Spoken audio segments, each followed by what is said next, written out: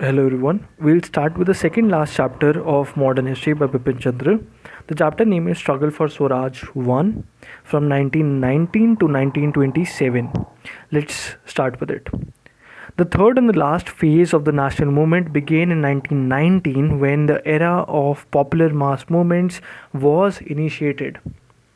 The Indian people waged perhaps the greatest mass struggle in the world history, and India's national revolution was victorious.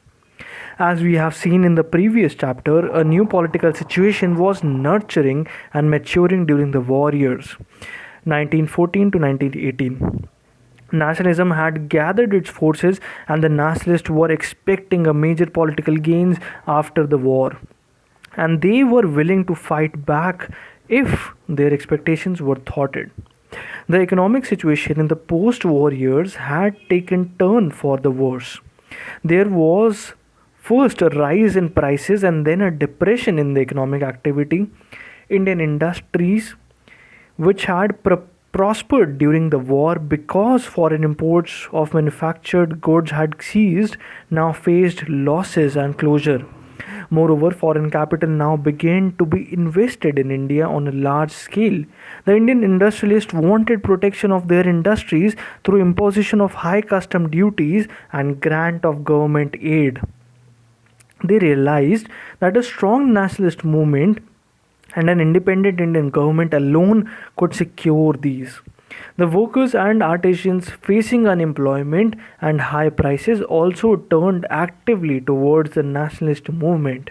Indian soldiers returned from their triumphs in Africa, Asia, and Europe, imparted some of their confidence and their knowledge to the wide world of rural areas. The peasantry, groaning under deepening poverty and high taxation, was waiting for a lead.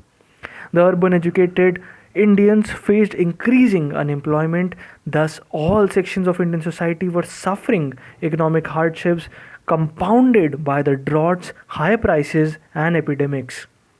The international situation was also favorable to the resurgence of nationalism. The First World War gave a tremendous impetus to nationalism all over Asia and Africa. In order to win popular support for their war effort, the allied nations as Britain, the United States, France, Italy, and Japan promised a new era of democracy and national self determination to all peoples of the world. But after their victory, they showed little willingness to end the colonial system. On the contrary, at the Paris Peace Conference and in the different peace settlements, all the wartime promises were forgotten and, in fact, betrayed. The ex colonies of the defeated powers, Germany and Turkey in Africa, West Asia, and East Asia, were divided among the victorious powers. Militant disillusionment and nationalism began to arise everywhere in Asia and Africa. In India, while the British government made a half hearted attempt at constitutional reform, it also made it clear that it had no intention of parting with political power or even sharing it with Indians. Another major consequence of the World War was the erosion of the white man's prestige. The European powers had from beginning of their imperialism utilized the notion of racial and cultural superiority to maintain their supremacy. But during the war, both sides carried on intense propaganda against each other, exposing the opponent's brutal and uncivilized colonial record. Naturally, the people of the colonies tended to believe both sides and to lose their awe in white man's superiority. A major impetus to the national movements was given by the impact of the Russian Revolution. On 7th November 1917, the Bolshevik Communist Party, led by V.I. Lenin, overthrew the Tsarist regime in Russia and declared the formation of the first socialist state, the Soviet Union.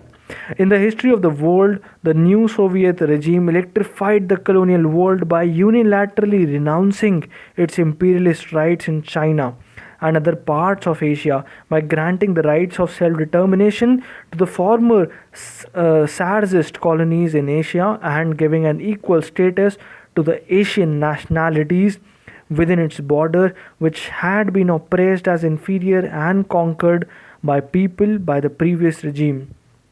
The Russian Revolution put heart into the colonial people. It brought home the colonial people the important lesson that immense strength and energy resided in the common people. If the unarmed peasants and workers could carry out a revolution against their domestic tyrants, then the people of the subject nations too could fight for their independence, provided they were equally well united, organized, and determined to fight for freedom. The nationalist movement in India was also affected by the fact that the rest of the Afro Asian world was also convulsed by nationalist agitations after the war. Nationalism surged forward not only in India but also in Ireland, Turkey, Egypt, and other Arab countries of northern Africa and West Asia.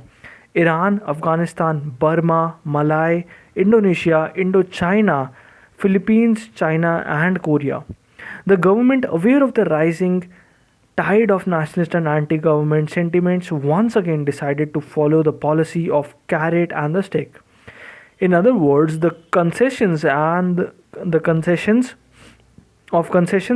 repression, the carrot was represented by the Montagu-Chelmsford reforms. Thank you everyone for tuning in. We will continue with the Montagu-Chelmsford reforms in the next recording and the next video. All the best for your exams, and do share and subscribe the channel. Thank you for listening till the end.